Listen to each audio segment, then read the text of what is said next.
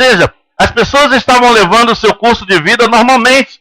Saíam para o seu trabalho, saíam para o seu lazer, passeavam com suas famílias, voltavam para casa. Ou seja, tudo acontecia normalmente. Sendo que Deus havia falado a Noé para que ele construísse a arca. E quando Noé estava construindo essa arca, a Bíblia diz que as pessoas o tinham como louco. Como será que este homem vai levar essa arca até o mar? O homem sempre se preocupa com pequenos detalhes, né? Deus mandou construir a arca. Agora, como ela vai chegar na água é problema de Deus, não é nosso, amém? Mas ele obedeceu. E por ser obediente a Deus e ter ali começado a construir aquela arca, ele foi escarnecido, ele foi ridicularizado, ele foi chamado de louco. Nada diferente do que é hoje. Ah, esse homem é um louco, pregando essa palavra, pregando esse evangelho, falando de final de tempo, falando da volta de Jesus, levar a igreja a ser arrebatada. Isso nunca vai acontecer. No tempo de Noé, pensavam dessa forma também. Mas a Bíblia é bem clara em afirmar, e você vê que o texto diz aqui, né? Comiam, bebiam, casavam, se davam em casamento, até que veio o dilúvio, né? Até que não a perceberam, quando veio o dilúvio e levou a todos. Assim também será a volta do Filho do Homem, né? As pessoas viviam nos dias de Noé iguais a nós nos dias de hoje, fazendo as mesmas coisas, né? Envolvidas com seus trabalhos, suas festas, comemorações, buscando novos relacionamentos. E eu creio que hoje é ainda pior, porque a cada dia que passa nós vemos aumentando, né, o nível de pessoas que estão reivindicando, que estão apoiando, e lamentavelmente até pessoas que deveriam defender o Evangelho estão entrando por esse caminho. E estão apoiando algo que a Bíblia diz que já é diante de Deus abominável. Você sabe do que eu estou falando, né? Não preciso ser mais claro, né? Então nós estamos entendendo que Paulo, no tempo de Paulo, ele já escrevia dizendo o seguinte: porque no final dos tempos, o homem seria o quê? Avarento, jactancioso, arrogante, né? Desafeiçoado, apegado à mentira, inimigo de Deus, amigo do mal. Ou seja, Paulo ele faz uma descrição de como seria o homem. E quando nós falamos homem, nós não estamos falando biblicamente do sexo, nós estamos falando criação.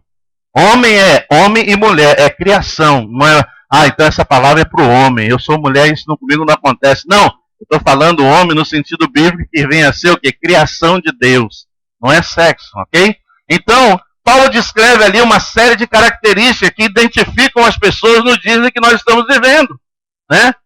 Inimigos, né? A Bíblia fala que filho se levantando contra o pai, pai se levantando contra filho, né? A Bíblia descreve tantas atrocidades como calamidades, você vê aí acontecendo a toda hora, terremotos, tsunamis, você vê fome, você vê guerra, você vê mortandades, enfermidades que surgem assim do nada. E a ciência não tem como descobrir a cura. Até que se descubra um meio para curar, já ceifou a vida de milhares de pessoas. Então nós estamos vivendo dias semelhantes, onde que hoje nós não temos apenas um Noé anunciando acerca de um juízo de Deus, mas nós temos vários Noés espalhados no mundo inteiro, que estão anunciando o Evangelho, que estão apontando hoje não para a arca de madeira que Noé construiu, mas para a grande arca da salvação que é Jesus Cristo, Senhor. Aleluia! Nós estamos hoje no mesmo momento, pregando o Evangelho, mostrando, olha, se você não entrar na arca, você vai perecer. A arca hoje não é aquela que flutuou nas águas e depois pairou sobre o monte. Não! A arca hoje é Cristo Jesus. E para entrar dentro dessa arca, você vai ter que aceitá-lo como seu único e suficiente Salvador. Você vai ter que estar vestido de vestimentas apropriadas para a reunião que vai ter com Ele. Você não vai entrar lá de qualquer maneira. Você tem que ter uma vida reta, consertada com o Senhor. Você tem que abandonar os seus pecados, arrepender-se dele e confessar. E buscar uma vida santa na presença de Deus. Não é de qualquer jeito, não é de qualquer maneira, não. Essa arca é muito especial. Aleluia! Aleluia! Esta arca é a arca da salvação, que está disponível até esse exato momento, porque a Bíblia diz que vai ser num abrir e fechar de olhos que ele vai vir, dada a ordem de Deus, ao ressoar das sombretas, Deus anunciará, e então os anjos e o Senhor virá para levar o seu povo.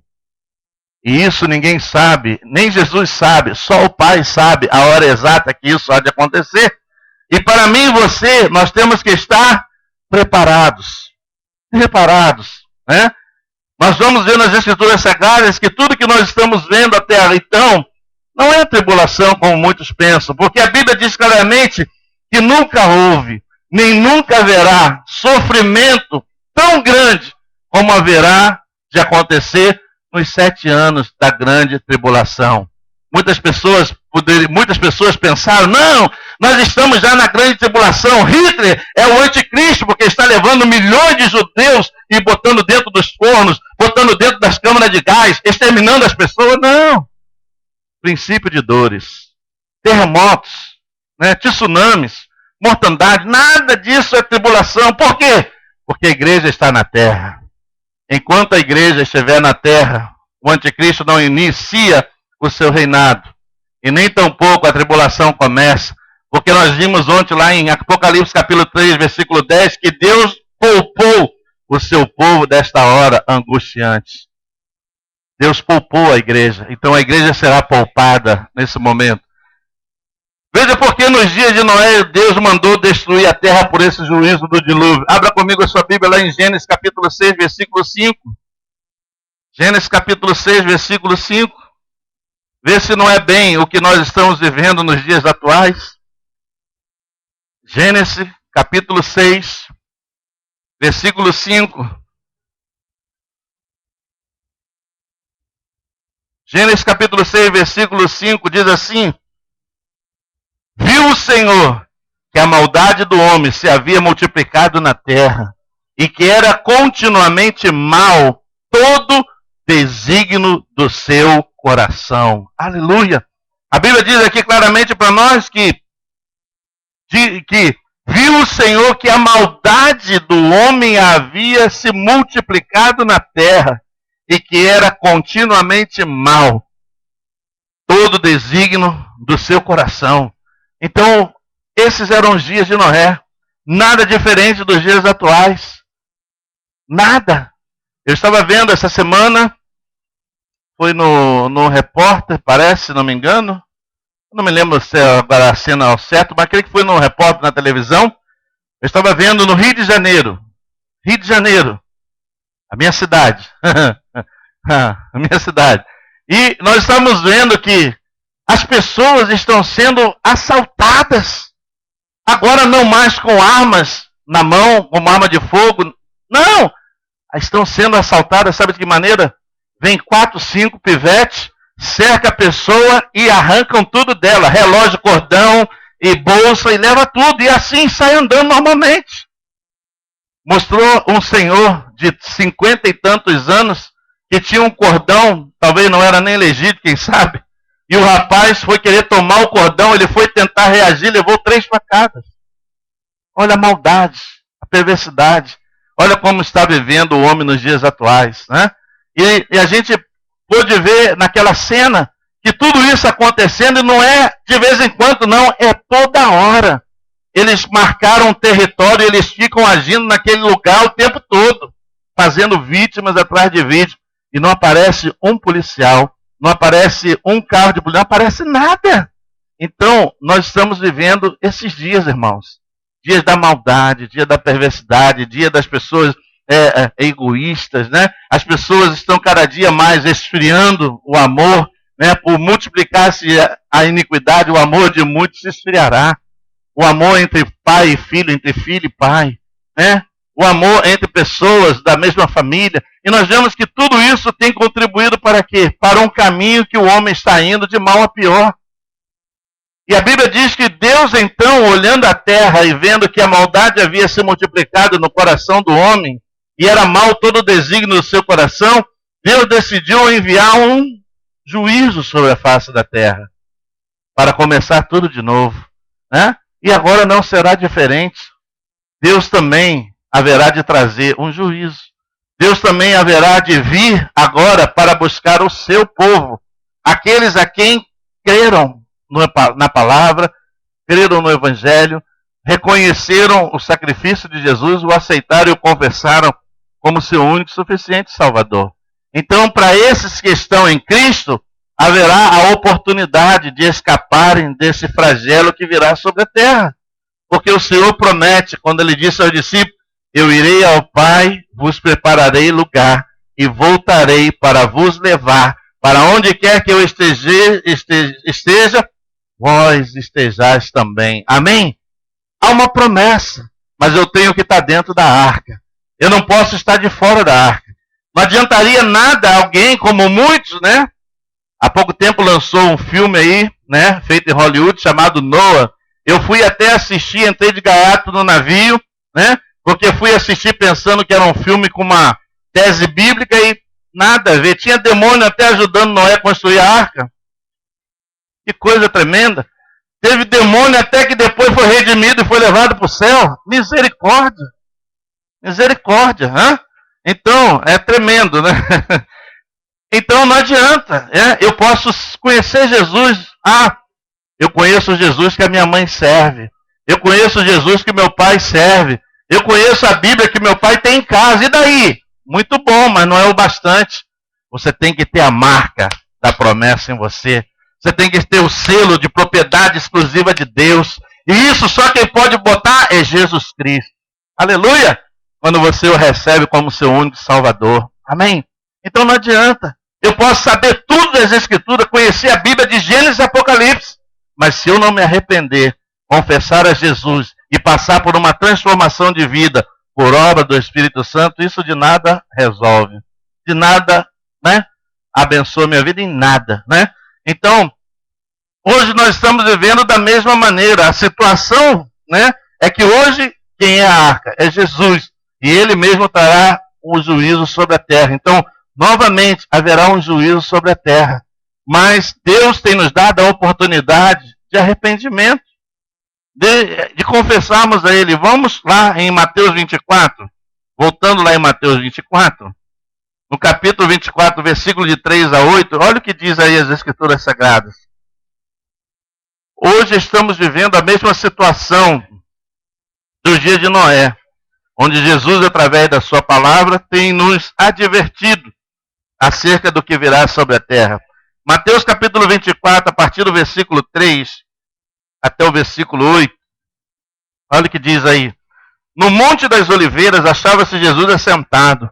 Quando se aproximaram dele os discípulos em particular e lhe pediram, dize-nos quando sucederão essas coisas e que sinal haverá da tua vinda e da consumação do século. Isso é o que todo mundo quer saber. E ele lhes respondeu, vede que ninguém vos engane, porque muitos virão em meu nome dizendo, eu sou o Cristo, e enganarão a muitos. E certamente ouvireis falar de guerras, rumores de guerra. Vede, não vos assusteis, porque é necessário assim acontecer, mas ainda não é o fim. Porquanto se levantará nação contra nação, reino contra reino, haverá fomes e terremotos em vários lugares. Porém, tudo isso é princípio das dores. Princípio das dores. E diz o Senhor que é necessário que todas estas coisas aconteçam. Para quê? Para despertar o homem e levá-lo à confissão, arrependimento, confissão e abandono do seu pecado e passar a ter uma vida transformada na presença de Deus. Então não é o que nós estamos vendo nos dias atuais? Guerras, fomes, tsunamis, terremotos, tudo isso acontecendo por aí, como diz aqui a Bíblia, né? Mas ele diz, mas isto é o princípio de dores. De dores. Nós estamos apenas passando pelos princípios. Mas a volta do Senhor Jesus, como os discípulos perguntaram a ele, Senhor, diga-nos quando é que essas coisas vão acontecer. Isso é o que todo mundo gostaria de saber, não é verdade? Mas graças a Deus que ele não revelou para ninguém. A Bíblia só nos dá sinais. Essa é a razão pela qual eu devo estar atento aos sinais. Aí estão aí, você liga a sua televisão, é tragédia todos os dias. Terremoto num lugar, furacão no outro, e tsunami aqui, e fome lá, e guerra lá, e todas essas coisas são sinais.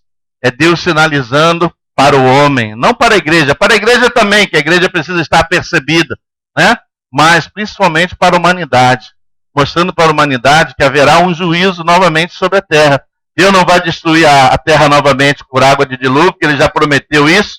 E como promessa dessa aliança que ele fez com Noé, ele botou o quê? O arco-íris no céu, que hoje é usado como símbolo para uma coisa que abominável aos olhos de Deus. Mas o arco-íris, quando a chuva passou, as águas pousaram novamente sobre a terra, Deus colocou um arco-íris no céu.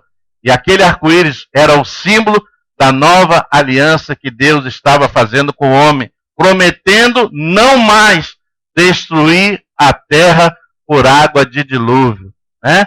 E, sabendo disso, as pessoas que brigam por outra causa tomaram algo tão santo e tão sagrado, de uma aliança que Deus fez com o homem, e transformaram isso em um símbolo de abominação contra ao Senhor, né?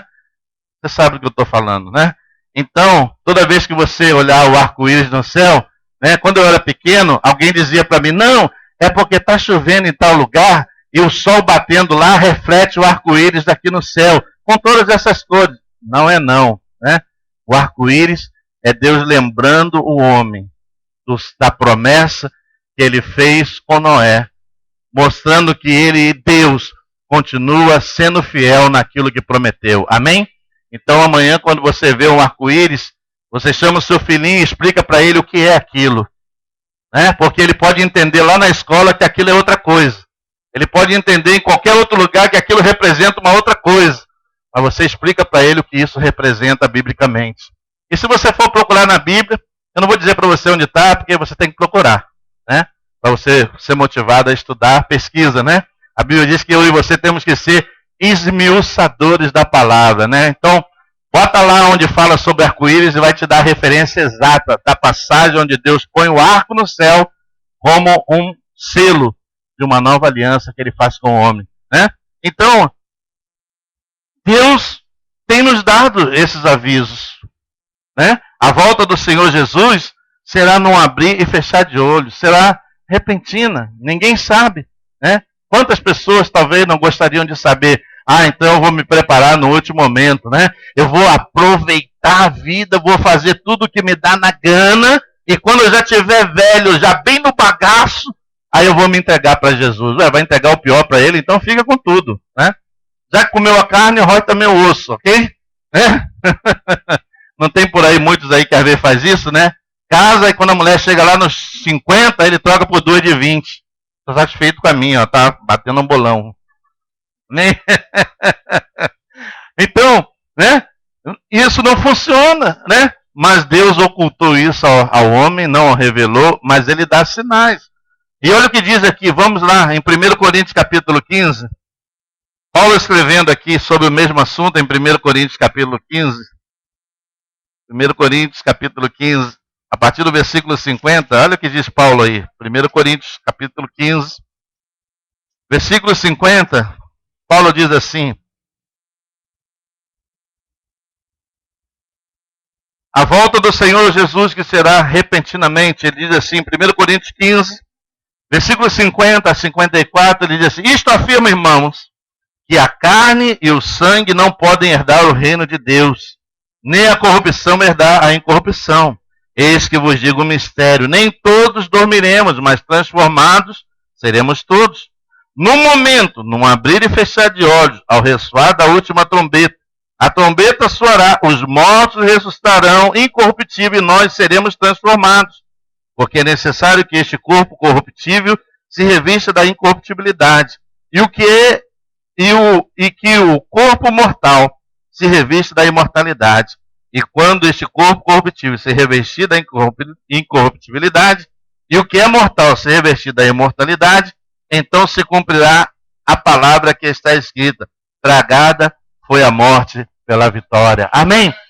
Paulo está explicando aqui, olha, nem carne, nem sangue entrarão no reino. Quer dizer que nós todos seremos transformados. Se já tivermos passado desta vida e estivermos sido levados ao pó da terra, é o que eu expliquei para os jovens ontem. A Bíblia diz que do pó foste formado e ao pó tornará. Essa é a razão pela qual o homem torna pó, ou de uma forma ou de outra.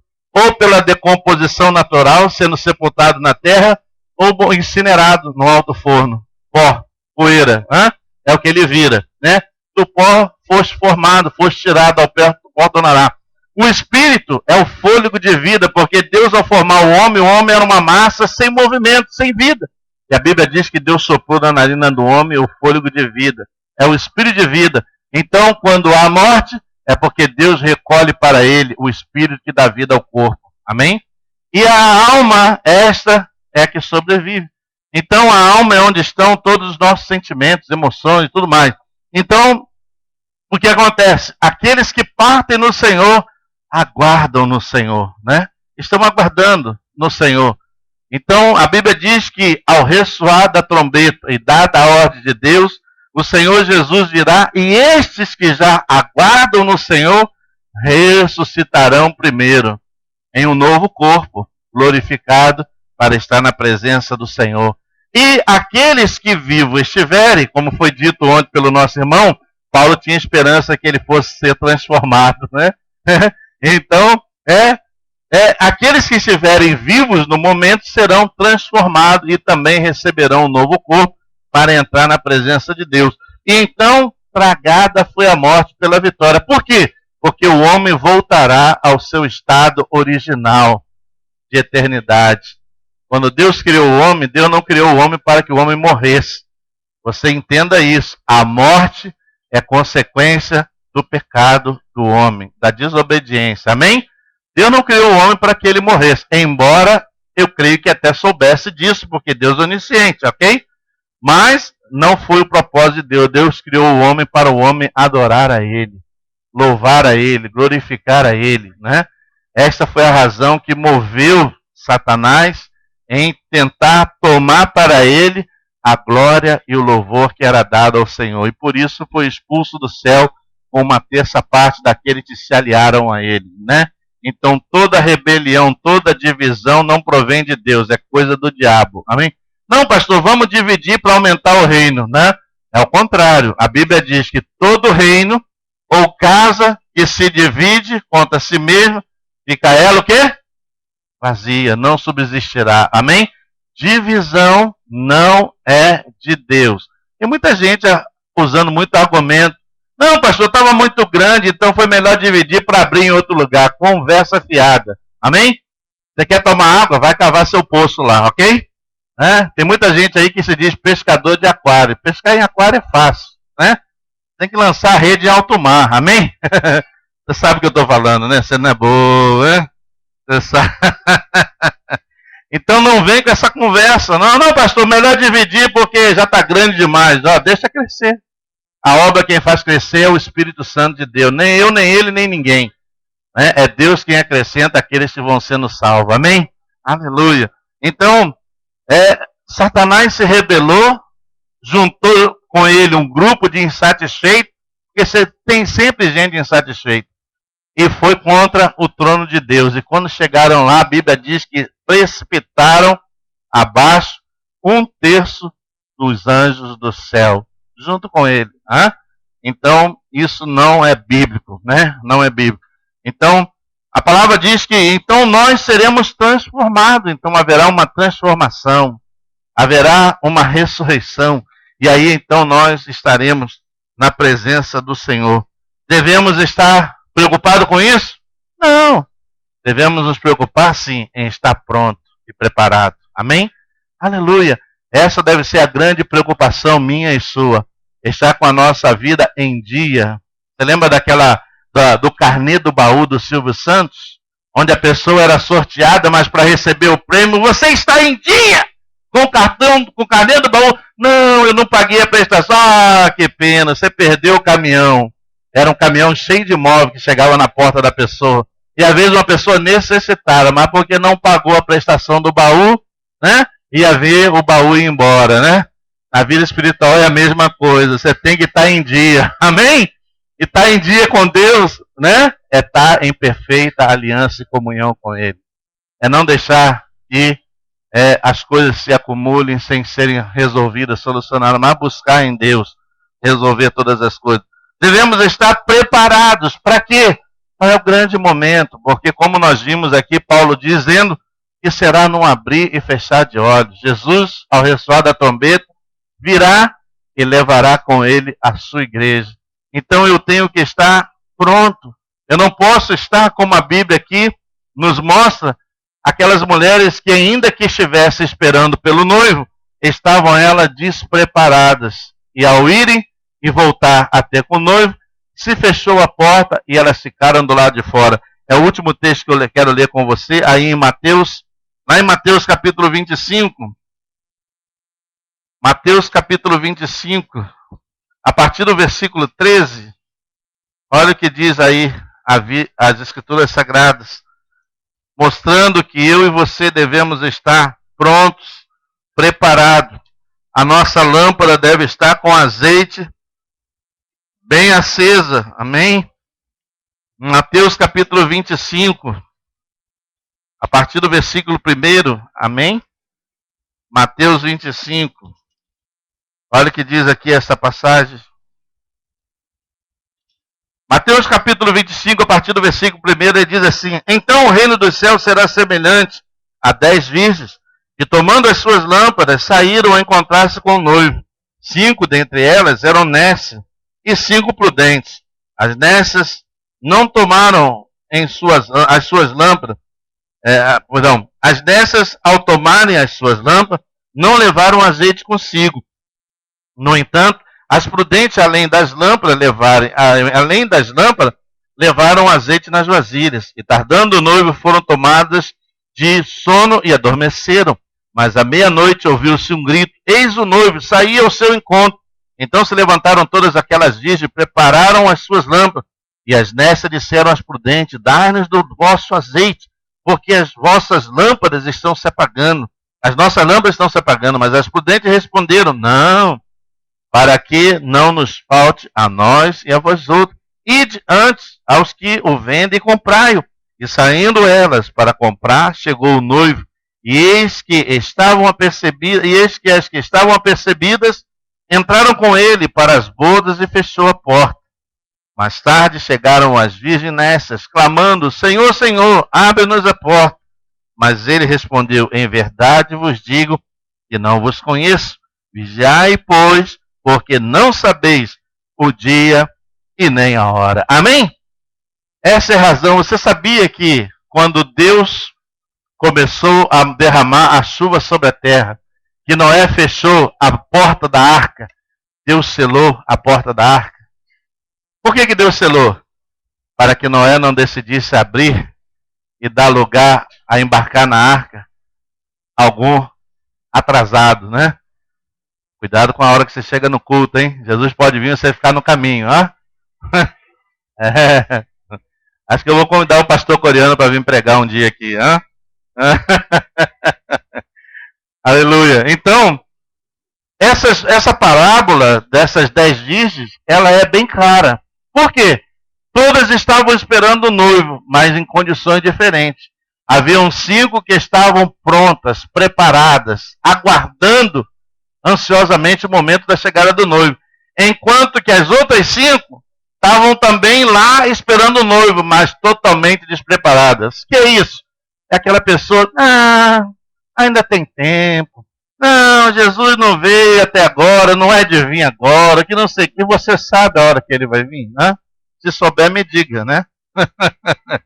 Mas isso mostra bem claro para a gente que, embora todas estivessem esperando pelo noivo, haviam 5 preparadas e 5 desapercebidas. Na igreja é a mesma coisa. As pessoas, muitas das vezes, elas estão esperando pela volta de Cristo, mas de que maneira? Você está pronta, você está preparada, está apercebida, está com a sua vida, está com o seu carnê do baú em dia? Né? Como você está diante de Deus, né? A sua vida com Deus, né? Então, nós temos que pensar sobre isso, porque elas disseram: não podemos dar para vocês, que vai faltar para a gente. Vá e compre. Então, sei que saíram pelo meio do caminho buscando algum armazém aberto, né? Não tinha Walmart 24 horas naquele tempo. Se tivesse, estava resolvido o problema rápido, né? Não tinha delivery para entregar em casa, né? Não dava para comprar pelo Amazon, né? Então elas saíram e foram. E quando voltaram, já se havia fechado a porta. E o que a Bíblia diz para mim e para você? Quem é a porta hoje? Jesus é a porta. Amém? E a oportunidade, por isso que a Bíblia diz, o dia da salvação é hoje, é agora, é nesse momento. E se você ainda não há tomado uma posição diante dele, faça o quanto antes possível. Né? Se tem alguma coisa para resolver, resolva. Se a tua lâmpada está quase apagando, meta azeite dentro dela, para que a intensidade da sua luz brilhe cada dia mais. Amém? Então, que nessa manhã, eu e você possamos tomar essa palavra como uma advertência de Deus. Quando você liga a sua televisão e você vê todas aquelas atrocidades acontecendo no mundo inteiro, você fica chocado, você fica triste, você fica impressionado. Claro que sim, nós somos humanos. Mas temos que olhar isso também com um olhar espiritual. E entender que essas coisas estão acontecendo para que nós sejamos despertados.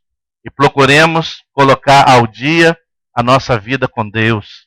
Né? Para que ao chegar Ele, eu esteja pronto para ser levado com Ele ao reino dos céus. Amém? Aleluia! Então que Deus nos abençoe nesta manhã. Que esta palavra possa abençoar as nossas vidas e fazer com que nós venhamos a estar mais vigilantes. A Bíblia diz, orai e vigiai em todo o tempo. Amém? Orai e vigiai em todo o tempo. Amém? Porque o Senhor está por vir.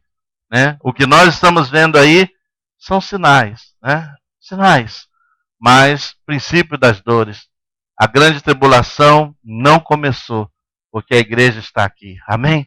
Agora, quando a igreja for com o Senhor, aí o anticristo vai dar início ao seu reinado de 7 anos. E 3 anos e meio, a princípio, será tranquilo. Ele fará acordos, será uma pessoa muito bem relacionada, muito bem influente. Ele conseguirá coisas que nunca ninguém conseguiu, porque a Bíblia também diz que Satanás vai dar a ele todo o poder para ele fazer sinais, prodígios e maravilhas, ok? Ele vai ter poder para tudo isso. E vai conseguir enganar muitos, né? Mas vai chegar a um ponto, nos 3 anos e meio, terminando os 3 anos e meio, ele vai fazer algo abominável.